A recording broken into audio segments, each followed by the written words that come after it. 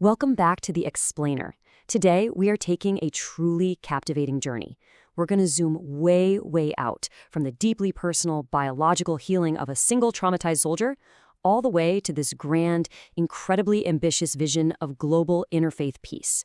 We're diving into a Torah-based ethical leadership framework. This is a system that completely reimagines how we treat combat veterans and, ultimately, how we build a post-scarcity world. It's a big one, so let's get right to it. Okay, let's dive into this, because this central question is the absolute crux of the whole issue. How in the world do we take the profound, devastating trauma of warfare and actively transform it into the very foundation of global peace? Well, to understand the solution presented in the research, we first have to understand a highly specific challenge. We need to talk about the reality of the lone soldier. So what is a lone soldier? Basically, it's an individual serving in the Israel Defense Forces who doesn't have an immediate family support network in the country. We are talking about young men and women who have left the comfort of their home countries, or maybe individuals whose own communities have rejected them. They face this acute isolation and geographic displacement. And then, during high-stakes combat operations, they accumulate incredibly complex moral injuries. Now, the traditional approach has mostly just been about managing that trauma. But as the sources point out, those therapies just fall short. Why? Because they treat the symptoms. They don't treat the deeply fragmented, trauma-induced hypervigilance these soldiers are actually living with every single day, and they certainly don't elevate the individual toward transformative societal leadership. To actually solve this, the fellowship we're looking at proposes a massive system built out of both hardware and software. Think of the hardware as the physical infrastructure, specifically these ARQ-18 modular habitats. These are self-sustaining, closed-loop agricultural hubs that can literally be deployed globally to eliminate resource scarcity. It's an amazing physical tool. But, you can't just drop high-tech habitats into the world without a moral compass. So, the software is the VEGAN leadership model and the Noahide laws. This is the essential moral operating system governing how the hardware is used. It ensures that massive physical scaling is perfectly matched with uncompromising ethical stewardship. Zooming in on the micro level for a second, the very first step to installing this software inside a soldier actually starts with their own body. The framework applies this ancient Torah principle called Shmiras Haguf, which is the spiritual mandate to guard one's health. Now, the program treats biological health not just as, a standard medical recommendation, but as a sacred operational duty. Think about it. A traumatized nervous system remains locked in a state of hypervigilance. It's just flooded with cortisol. By focusing on the ethical stewardship of their own biology, veterans establish a stable, calm baseline. And that baseline is absolutely essential if you want them to achieve higher-order ethical leadership. So, how do they actually pull this off? Well, the veterans undergo a rigorous process of somatic rewiring. Step 1 is a biological detox. They use strict whole food, plant-based nutrition, completely eliminating the highly processed foods that people so often use to just manage distress. Next up, they engage in moving meditation. This happens through intensive permaculture labor at living laboratories like the Eco Pishta facility over in Portugal. This rhythmic, nurturing discipline of agricultural cultivation literally forces a biological pivot. It transitions the veteran's nervous system completely away from the chaotic, destructive energy of warfare, calming it down through creative, spiritual discipline. Let's move to and see how this builds into a highly structured timeline. They call it the 90-day sovereign transition protocol. It maps out a really specific 3-phase journey. In phase 1, the focus is entirely on that biological and spiritual detox we were just talking about. Then, in phase 2, they study historical geopolitical frameworks, things like the Balfour Declaration. They are essentially untangling massive historical conflicts right alongside their own personal biological trauma. And finally, phase 3. This is where they have to operationalize this healing. They have to prove they've fully internalized this spiritual discipline. It was a total shift from trauma-induced hypervigilance directly into sovereign, guilt-free agency. Once they've successfully transitioned, they start operating under the VEGN Leadership Covenant. Now, this isn't just a catchy acronym. The sources describe it as a living leadership covenant. They must be visionary, absolutely committing to building a post-scarcity world. Ethical, meaning they evaluate every single decision against principles of nonviolence and unyielding planetary stewardship. Generative, actively creating value and abundance for all stakeholders. Aligned, synchronizing their own individual goals with a massive global mission. And finally, networks. They rely on distributed, resilient leadership rather than some top-down, centralized authority. This guarantees that their newfound ethical stewardship scales perfectly alongside the physical infrastructure they're going to manage. So the crucial point is how all these high-level principles actually get translated into daily operational decisions. Well, the framework distills this into highly actionable protocols.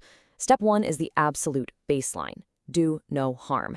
Before making a move, leaders have to verify that the action doesn't exploit or degrade any individual or ecosystem whatsoever. But they don't stop there. Step 2 is do good when possible. This is a huge paradigm shift. It moves them from just passive non-harm into proactive, regenerative abundance. It literally dictates that leaders must leave systems and people demonstrably better than they found them. Veterans who successfully internalize this spiritual discipline and make it through the 90-day protocol don't just, get a diploma and graduate. They are officially certified as Earth Guardians. These individuals fundamentally change their identity. They become the frontline operators for global abundance. Their new mission? To deploy and manage those AQ-18 modular habitats we mentioned earlier, setting up self-sustaining agricultural and technological hubs right in the middle of regions suffering from severe resource scarcity. Now, you might be wondering, how do you ensure the immense scale of this operation stays tethered to its moral foundation?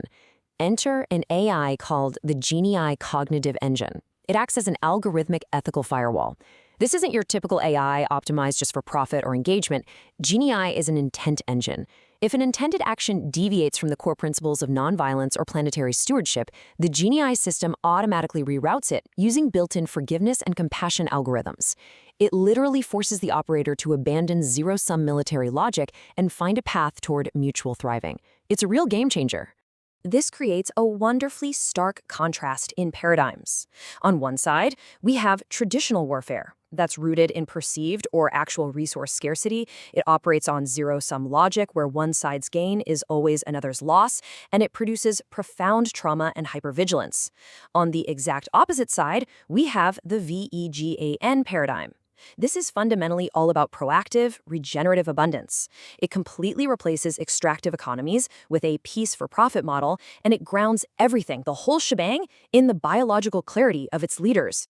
To actually execute this on a global scale, the fellowship utilizes a geographic axis known as the moral corridor. On the eastern end, you have the Mount Zion campus in Jerusalem. This serves as the intellectual and theological anchor, operating right in the middle of the incredibly complex socio-political reality of the Middle East. Then, on the western end, you have the activation hubs in Portugal. These are the gold master sites. They are neutral, tranquil agricultural biomes where the deep somatic healing and the actual hands-on technical permaculture training takes place. And this brilliantly illustrates the foundation of the whole operation, built on a triad of theological principles.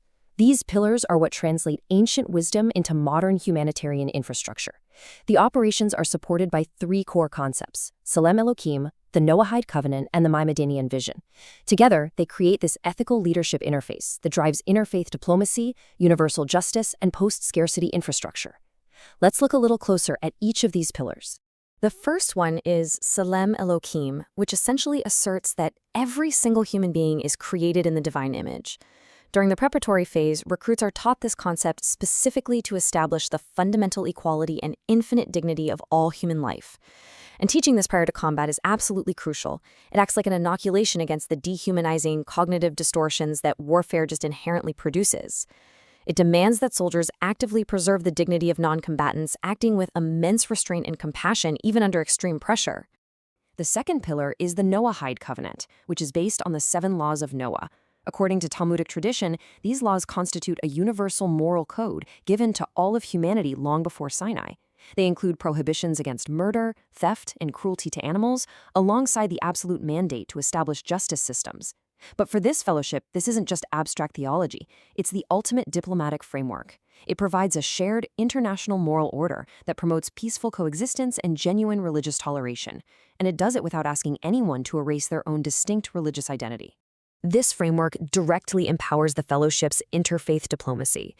By utilizing the political coverage of the recent Abraham Accords and leaning heavily on the universal ethical standards of the Noahide framework, these Jewish veterans can collaborate openly and transparently with Muslim and Christian communities. Instead of getting bogged down in endless theoretical discourse, they just deploy those ARQ-18 units to provide unbiased, totally apolitical access to water, clean energy, and nutrition. They effectively bypass deeply entrenched sectarian stalemates by focusing purely on the universal necessity of human survival. It is such a grounded, practical approach to building bridges. So how is all of this funded? The fellowship engineered what they call the Peace for Profit Flywheel. It operates on a really meticulously sequenced logic. Step 1, achieve hunger stability. That stability naturally produces Step 2, genuine peace, which subsequently opens the door for Step 3, sustainable profit. This is fueled by real-world assets, like the BarNess Miracle Bar, which helps close the hunger gap while generating charitable funds. And yet the entire system is tokenized. But veterans and community members don't earn equity through speculative trading. They earn it through spiritual proof of work, meaning verifiable improvements in physical health and actual tangible contributions to agricultural output. Which brings us to the third pillar of their theology, the Maimonidean vision. Maimonides wrote, "And at that time there will be no hunger or war, no jealousy or rivalry, for the good will be plentiful and all delicacies available as dust." The really fascinating thing here is that the fellowship treats this not as some distant, supernatural upheaval, but as a tangible geopolitical reality that we can roll up our sleeves and build right now. By eliminating resource scarcity through technology and unyielding ethical stewardship, they firmly believe we can permanently neutralize the fundamental drivers of human conflict. Which leaves us with this final, provocative thought. We've seen how this incredible framework takes individuals who have experienced the profound trauma and zero-sum logic of combat and entirely rewires them, biologically and spiritually, to become Earth guardians who generate proactive abundance. The infrastructure, the AI algorithms, the ancient ethical codes, they're all perfectly aligned toward planetary stewardship and peaceful coexistence.